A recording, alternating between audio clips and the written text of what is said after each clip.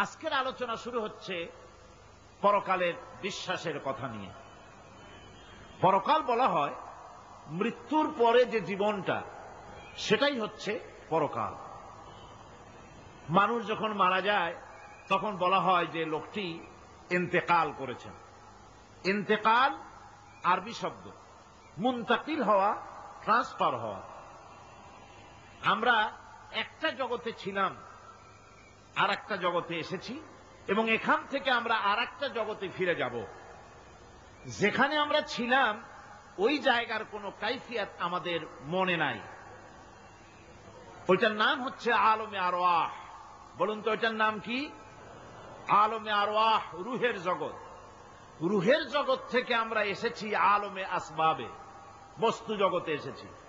এই বস্তু জগৎ থেকে আমরা ট্রান্সফার করব, আমরা বিদায় হব, আমরা মুনতাকিল হব, আমরা ইন্তেকাল করব, চলে যাব আর একটা জগতে। সেই জগতের নাম হচ্ছে আলমে বারজাখ। ওই জায়গাটা, ওই দেশটা কেমন তার কোনো কাইফিয়াত আমাদের জানা নাই। কোন ব্যক্তি মরে যাওয়ার পর ফিরে এসে আমাদেরকে বলে নাই যে ওই জায়গাটা এমন, কবরটা এমন, কবরে গেলে এই হয়। এগুলি কেউ ফিরে এসে আমাদের বলেন নাই। আমরা যা জেনেছি সবটা ভাষা ভাষা কিছুই জানি নাই। নির্ভরযোগ্যভাবে মহাসত্য সহকারে কেউ দেখে এসে বললে যেমন বিশ্বাস করতাম, তার থেকেও বেশি আকীদা মজবুত হয়েছে আল্লাহ রাব্বুল আলামিনের কথা এবং কোরআনের কথা। আমরা বিশ্বাস করেছি পরকাল আছে, মৃত্যু হবে, কবরে যেতে হবে, হিসাব নিকাশ আমাদের সকলেরই হবে। এখন যে জায়গায় আমরা আছি এই জায়গাটা কম সময়, খুবই কম, আর যে জায়গায় যাব সেই জায়গাটা অনেক লম্বা। যেখানে আছি সে জায়গাটা এতই ছোট। আজকে পত্রিকায় দেখলাম এক গায়ক, তিনি শিল্পকলা একাডেমিতে 1 সেকেন্ডের বিশ্বাস নাই। এই 1 সেকেন্ডের বিশ্বাস নাই, গান গাওয়া শেষ করতে পারে নাই, বাস দুনিয়া থেকে বিদায় হয়ে গেছে। তার গানটার প্রথম লাইনই ছিল 1 সেকেন্ডের বিশ্বাস নাই। এই গানটা গাইলেন তিনি, লোকেরা আনন্দ করল, হাতের তালির রেশ ফুরাতে পারে নাই, এর ভেতরেই তিনি বিদায় হয়ে গেলেন। দুনিয়াটা এতই ক্ষণস্থায়ী, মানুষের জীবনটা এতই ক্ষণস্থায়ী, কচু পাতার ওপরের পানি তারও তো কিছুটা স্থায়িত্ব আছে, টলমল করে, এই আছে এই নাই। মানুষের জীবনও এর থেকেও খুবই ছোট্ট, আর দুনিয়াটাও খুবই ক্ষণস্থায়ী। আর যেখানে যাব ওই জায়গাটা এত বিরাট, এত ব্যাপক, যার কোনো সীমা নাই, যার কোনো শেষ নাই, অনন্তকাল। কত বছর থাকতে হবে তার কোনো সীমানাও আমাদের জানা নাই, কত বছর থাকা লাগবে। মাওলানা রুম বলেছেন হিসাব আমার কাছে একটা আছে। বলে সেটা কিরকম? তিনি বলেছেন একটা হিসাব আমি জানি, তা হচ্ছে এই পৃথিবী ভরা যদি থাকে সরিষা, আকাশ পর্যন্ত উঁচা। মাওলানা রুম আলাইহির রাহমা তিনি বলছেন, আর সপ্ত আকাশের উপরে থাকে যদি একটি ছোট্ট পাখি, ওই পাখিটা পৃথিবীতে এসে একটা দানা নিয়ে যাবে, 7 আকাশের উপরে রাখবে, 70,000 বছর বিশ্রাম করবে, আবার আসবে আর একটা দানা নিয়ে গিয়ে 7 আকাশের উপরে রেখে 70,000 বছর বিশ্রাম করবে। মাওলানা রুম বলেন এমনি করে ওই পাখিটি 70,000 বছরের বিরতিতে একটা একটা দানা নিতে নিতে তামাম পৃথিবীর সমস্ত দানাগুলি যদি 7 আকাশের উপরে নেওয়া হয়েও যায়, তবুও আল্লাহ রাব্বুল আলামিন মানুষের জন্য যে পরকালের জীবন তৈরি করেছেন সেই জীবনের শেষ হবে না। কি বিশাল, কি জীবন যার কোনো শেষ নাই। শুধু বিচারের দিনটা হবে 50,000 সানা মিম্মা তাউদ্দুন। দুনিয়ার হিসাব মতে যে তোমরা গণো, এই গণনা মতে 24 ঘন্টার দিন, 7 দিনের সপ্তাহ, 30 দিনের মাস, 52 সপ্তাহের বছর, এইভাবে করে মাস দিন যেভাবে তোমরা গণনা করো, 50,000 বছর পৃথিবীর 50,000 বছর যত বড় লম্বা, কিয়ামতে শুধু বিচারের দিনটাই হবে এত বড় লম্বা। সুবহানাল্লাহ। সুতরাং সেই পরকাল, এই পরকালের উপরে বিশ্বাস, এটা হলো সবচেয়ে গুরুত্বপূর্ণ একটি বিষয়। কোরআনে কারিমে সম্ভবত এমন কোন পৃষ্ঠা নাই যেখানে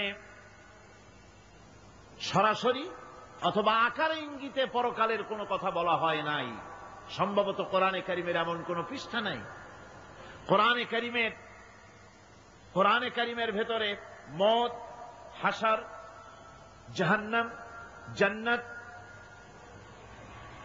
তারপরে সিরাত, মিজান, মানাজির কিয়ামত ইত্যাদি, অর্থাৎ মৃত্যুর পরের জীবন সম্পর্কে আল্লাহ পাক কোরআনে যা আলোচনা করেছেন তা যদি এক জায়গায় করা যায় তা অন্তত গোটা কোরআন শরীফের 1/3 10 পারার সমান হয়ে যাবে।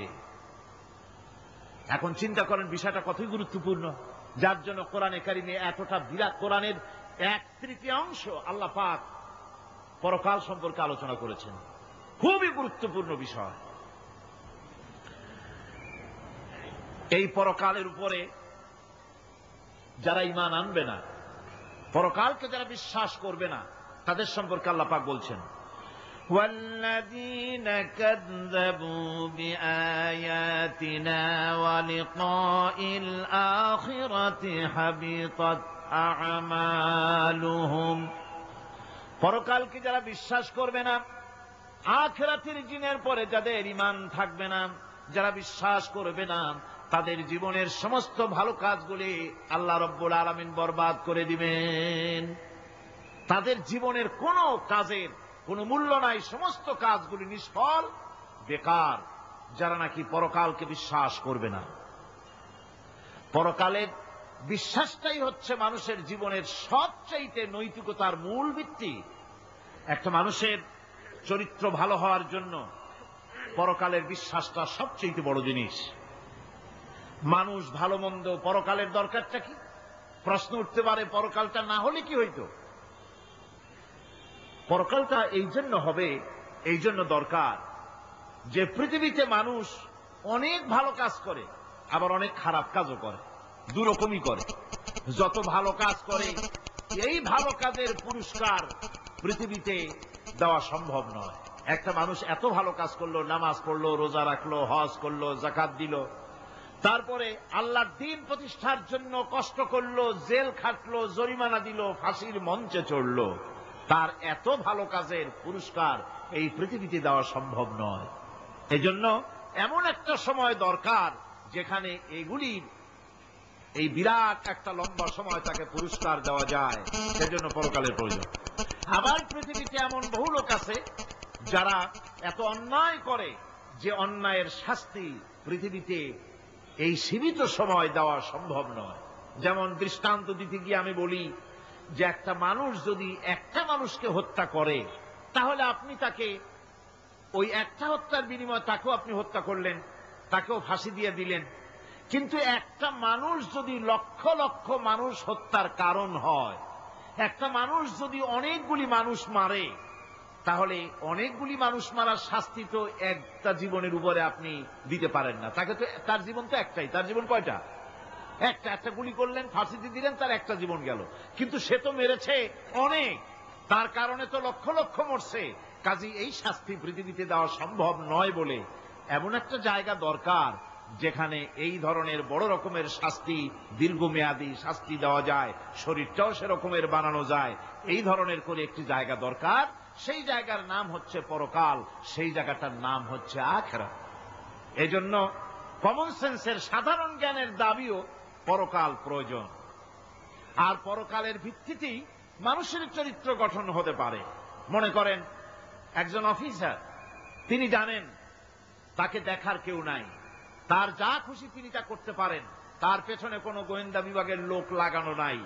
এই চিন্তা যদি তার থাকে, তাহলে ঘুষের টাকা খাওয়া, স্বজন প্রীতি করা তার জন্য কি অসম্ভব না সম্ভব? খুবই সম্ভব। আরেকজন অফিসার, তিনি যদি জানেন যে না, আমাকে দেখার মতো লোক আছে, আমার পেছনে গোয়েন্দা বিভাগের লোকেরা কাজ করতেছে, আমার কোন জিনিসই এড়িয়ে যাবে না, এই চিন্তা যদি থাকে, তাহলে এই দুইজন অফিসারের আচরণ এক হবে? কখনই হবে না। একজনের আচরণ হবে খুবই সংযত, আর একজনের আচরণ হবে খুবই অসংযত। সুতরাং পরকালে যে বিশ্বাসী ব্যক্তি, সে ব্যক্তি চুরি, ডাকাতি, জেনা, ব্যভিচার, হত্যা, ধর্ষণ ইত্যাদি থেকে তিনি হবেন মুক্ত। আর যে ব্যক্তি পরকালকে বিশ্বাস করবে না, তার দ্বারা হবে না এমন কোনো কাজ নাই, সবকিছুই তার দ্বারা সম্ভব। এরপরে আল্লাহ পাক বলছেন যে পরকাল বিশ্বাস মানুষকে দায়িত্ববান বানায় দেয়। পরকালের বিশ্বাস মানুষকে কি বানায়? দায়িত্ববান বানায়, যেহেতু তোমারে তো খালি খালি সৃষ্টি করা হয় নাই। আল্লাহ রাব্বুল আলামিন কোরআনে কারীমের মধ্যে বলছেন, আফাহাসিবতুম আন্নামা খালাকনাকুম আবাসা ওয়া আন্নাকুম ইলাইনা লা তুরজাউন। লোকেরা কি ভেবেছে? তোমরা কি এটাই মনে করেছো যে আমি তোমাদেরকে এমনি এমনি সৃষ্টি করেছি আর তোমাদেরকে আমার কাছে ফিরে আসতে হবে না? এটাই কি ভেবেছো তোমরা? তোমাদেরকে সৃষ্টি করা হয়েছে এবং তোমাদেরকে আমার দরবারে সকলকেই ফিরে আসতে হবে। পৃথিবীতে এমন কেউ নাই যে পৃথিবীতে টিকে থাকতে পারবে, সমস্ত মানুষকেই আল্লাহর দরবারে ফিরে যেতে হবে। আল্লাহ পাক কোরআনে কারীমের অন্যত্র বলেছেন, আয়াহসাবুল ইনসানু আইয়ুতরাকা সুদা। মানুষ কি ভেবেছে যে আমি তাকে নিরর্থক সৃষ্টি করেছি, তার কোনো হিসাব হবে না, তার কোনো দেখার মতো কেউ নাই, তাকে এমনি এমনি আমি সৃষ্টি করেছি? তা না, প্রত্যেকটি মানুষকেই বিচক্ষণতার দাবি হিসেবে সৃষ্টি করা হয়েছে এবং তার সব কিছুকেই দেখা হচ্ছে। আল্লাহ পাক সব দেখতে পাচ্ছেন, তার নজরের সামনে আছে। আল্লাহ পাক দেখেন এবং শোনেন। আমরাও দেখি, আমরাও শুনি, কিন্তু আল্লাহ পাকের দেখা আর আমাদের দেখা, আল্লাহর শোনা আর আমাদের শোনা একরকম নয়। আমরা এই মাহফিলের বাইরে কি হচ্ছে আমরা দেখতে পাই না, ঠিক কিনা গণ? রাতের বেলায় আমরা আমাদের নিজেদেরকেও দেখি না, এমনকি আমরা আমাদের পেছনে কি হয়, পিছনে কি আছে তাও দেখি না। আপনারা যে আমার সামনে বসে আছেন, আপনাদের পেছনে লোকটা কি করতেছে তা আপনি দেখতে পাচ্ছেন না। মেঘ হলে মেঘের উপরে কি হয় দেখতে পাই না, কুয়াশার মধ্যে দেখতে পাই না, গাছের আড়ালে কি দেখতে পাই না, পাহাড়ের আড়ালে কি দেখতে পাই না। তারপরে শোনার ব্যাপারে একটা নির্ধারিত এলাকার আওয়াজ আমাদের কানে আসে, এর বাইরের কিছু আমরা শুনতেও পাই না। আল্লাহ রাব্বুল আলামিনের কি এরকম অবস্থা নাকি? কি বলেন, এরকম অবস্থা? আল্লাহ সব দেখতে পান, সব শুনতে পান, এমন তার চোখের সামনে কোন অবস্ট্রাকশন নাই, তার চোখের সামনে কোন জিনিস অন্তরায় হয়ে দাঁড়াতে পারে না। কেউ কোন জিনিস তার চোখের সামনে বাধার সৃষ্টি হতে পারে না। তাকে কেউ দেখতে পারে না, কিন্তু তিনি সবাইকে দেখতে পান। লা তুদরিকুহুল আবসার, তাকে কোন দৃষ্টিশক্তি তাকে দেখতে পাবে না। সমস্ত দৃষ্টিশক্তিকে তিনি দেখবেন, কিন্তু তাকে কেউ দেখতে পারবে না। সুবহানাল্লাহি ওয়া বিহামদিহি। সুতরাং তিনি সব দেখেন এবং সবই শোনেন। এই বিশ্বাস মানুষকে দায়িত্ববান বানায়। এই বিশ্বাস মানুষকে কি বানায় জোরে গণ? দায়িত্ববান বানিয়ে দেয়। আল্লাহ রাব্বুল আলামিন বলছেন, আয়াহসাবু আন্নান ইয়াকদিরা আলাইহি আহাদ ইয়াকুলু আহলাকতু মালান লুবাদা আয়াহসাবু আন লাম ইয়ারাহু আহাদ। মানুষ কি ধারণা করেছে তার উপরে কারো কোনো ক্ষমতা চলবে না? সে বলে আমি অনেক ব্যয় করেছি, আর সে ভেবেছে তাকে দেখার মতো কেউ নাই। আল্লাহ পাক বলেন, দেখার জন্য অবশ্যই একজন আছেন, তিনি হচ্ছেন আল্লাহ রাব্বুল আলামিন। কে দেখতে পান? জোরে সরে বলেন, কে দেখতে পান? আল্লাহ পাক সব দেখেন, সব শোনেন। এমনকি সমুদ্রের অতল তলদেশে কোন পাথরের সাথে লাগানো, বালু কণার সঙ্গে লাগানো ছোট্ট একটি পোকা, যা মাইক্রোস্কোপ যন্ত্র ছাড়া দেখা যায় না, এমন ছোট্ট পোকাটিও যদি চিৎকার মারে ক্ষুধার যন্ত্রণায় বা পেটের যন্ত্রণায় বা কষ্টে পড়ে কোনো চিৎকার যদি মারে, সমুদ্রের কেউ শোনার কথা নয়, জমিনের উপরে কেউ শোনার কথা নয়, অন্তরিক্ষের কারো শোনার কথা নয়। আল্লাহ রব্বুল আলামিন বলেন সেই ক্ষীণ আওয়াজটুকুনো তোমার আল্লাহ পাক শুনতে পান। সব তিনি শুনতে পান এবং দেখতে পান, তার চোখের সামনে সব রয়েছে। সুতরাং আসল কথা হচ্ছে মানুষেরা পরকালের চাইতে দুনিয়ার গুরুত্ব দেয় বেশি। বাল তুসিরুনাল হায়াতাদ দুনিয়া ওয়াল আখিরাতু খায়রুন ওয়া আবকা। তোমরা পার্থিব জীবনকে অগ্রাধিকার দিয়েছো, আর পরকাল হচ্ছে উত্তম এবং স্থায়ী। পরকাল হচ্ছে উত্তম। পৃথিবীর একটা নিকৃষ্ট জায়গা, একটা ছোট্ট জায়গা পৃথিবী। এটার আরবি হচ্ছে কি বলুন তো? পৃথিবীর আরবি কি? দুনিয়া। এটাকে দুনিয়া, দুনিয়া শব্দটা এসেছে আদনা শব্দ থেকে, তুচ্ছ, নিকৃষ্ট, এটার কোনো দাম নাই। আর এই জন্য হাদিস শরীফে এসেছে যে এই পৃথিবীর মূল্য যদি আল্লাহর কাছে মশার ডানা তুল্য যদি হতো, তাহলে কাফেরকে এক ঢোক পানি আল্লাহ পাক গিলতে দিতেন না। আল্লাহর দৃষ্টান্তটা, হাদিস শরীফের দৃষ্টান্তটা লক্ষ্য করেছেন? এই পৃথিবীর মূল্য যদি একটা মশার ডানার তুল্য যদি হতো, আপনাকে কেউ যদি 1,00,000 মশার ডানা যদি কেউ আপনাকে জোগাড় করে দেয়, আপনি কয় টাকা দিয়ে কিনবেন? কোন কথা বলতেছেন না? খুব আগ্রহ আছে কেনার নাকি? 4 আনে দিয়েও 4 পয়সা দিয়েও আপনারা কেউ কিনবেন না, যেহেতু মশার ডানা 10 কোটি ডানা আনি জোগাড় করে দেন না, ওদি করবোটা কি? কাজী দৃষ্টান্তটা লক্ষ্য করুন যে এই পৃথিবীর মূল্য যদি আল্লাহ পাকের কাছে একটা মশার ডানার তুল্য যদি হতো, তাহলে আল্লাহ রাব্বুল আলামিন কাফেরকে এক ঢোক পানি গিলতে দিতেন না। তার মানে এটার কোনো দাম নাই। তো যেটার দাম নাই সেটার দাম আমরা খুব বেশি দিয়েছি। আর পরকাল হচ্ছে স্থায়ী, চিরস্থায়ী জায়গা। সেই চিরস্থায়ী জায়গার আমরা মূল্য দেই নেই। যেমন আমরা দেহের মূল্যটা বেশি দেই, আত্মার মূল্যটা কম দেই। দেহটারে সাজাই বেশি। এই দেহটার জন্য দেখছেন অবস্থা, শীতকালে কত ক্রিম মাখে, পায়ে ভ্যাসেলিন মাখে, মুখে ক্রিম মাখে, হাতে জেলি মাখে, তারপরে ঠোঁটে আরো কিছু মাখে, এরপরে এতগুলি মাইখা তারপরে জামা কাপড় সেন্ট আতর কত কিছু সমানে মাখতে থাকে শরীরের জন্য, এত যত্ন। তারপরে ভুরি ভোজন পাইকারি দরে খায়, জনমের মতো খায়। খাওয়ার চোটে পেট যায় একদিক, পাছা যায় আর একদিক, মাথা যায় আর একদিক, আস্তে আস্তে দুমবার সাইজ হয়ে যায় মানুষের বডিটা। যেই শরীরটার কোনো দাম নাই, কোনো মূল্য নাই। আপনারা সত্য করে বলেন, দামটা কার? শরীরের দেহের দাম বেশি না আত্মার দাম বেশি? কোনটার দাম? কার দাম? আত্মাটার দাম বেশি। এটা মুখ দিয়ে বললেন, কিন্তু আসলে মনের কথা হইলে আত্মারে আপনারা কিছু খাইতে দিতেন। আত্মাকে তো কিছু খেতে দেওয়া হয় না। দেহটারই আত্মাটার দাম যদি বেশি না হবে, মানুষ মরে গেলে পরে যায়টা কি? চোখ আছে, কান আছে, মুখ আছে, হাত আছে, পা আছে, সবই তো রয়ে গেল। গেলটা কি? কি যাওয়ার কারণে? প্রাণের সন্তান, কলিজার টুকরা সন্তান বলে, মা বাবার কাছে আমার যেতে ভয় করে। ছোট্ট বাচ্চা বাবার কাছে যেতে চায় না, প্রাণীদিকা স্ত্রীও যেতে চায় না। মা বাবা আত্মীয় স্বজন সবাই বলে তাড়াতাড়ি বিদায় করো, তাড়াতাড়ি বিদায় করো। কি যাওয়ার জন্য? কি ছিল মূল্যবান জিনিস, আর ওইটা যাওয়ার জন্যই পরিণতি হলো। সেটার নাম হলো রুহু। যে আত্মাটার বেশি মূল্য, সেইটার মূল্য মানুষেরা দেয় না। এই আত্মাটা কি জিনিস?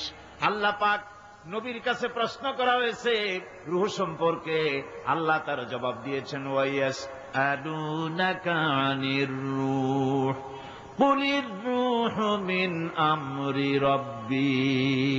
নবী হে, আপনাকে প্রশ্ন করা হয় রূহ কি জিনিস, আপনি বলুন এটি হচ্ছে আল্লাহর হুকুম। আল্লাহর একটা হুকুম মানুষের ভিতরে কাজ করে। এটা এতই গুরুত্বপূর্ণ, ওটা থাকলে আমরা বাঁচি, ওটা না থাকলে আমরা মরে যাই। এখন যেটার গুরুত্ব বেশি সেটাকে খাইতে দেই না, সেটার জন্য কোনো যত্ন নাই, খোঁজ নাই, খবর নাই। সকালবেলায় ব্রেকফাস্ট, নাস্তা, লাঞ্চ, ডিনার, বিকালের চা, ফলারি, কোনো জিনিসের অভাব নাই, সমানে খায় আর সমানে শরীরটারে বাঁচায়। আর যেটার কারণে বডিটা বাঁচে তার কোনো খোঁজ খবর নাই। ওটারেও কিছু খাবার দিতে হবে। ওটারে কি খাওয়াবেন? ওটাই কি ফুলকপি খাবে? শীতের দিনে লাল শাক খাবে? লোট্টা মাছ খাবে নাকি? খাবে না।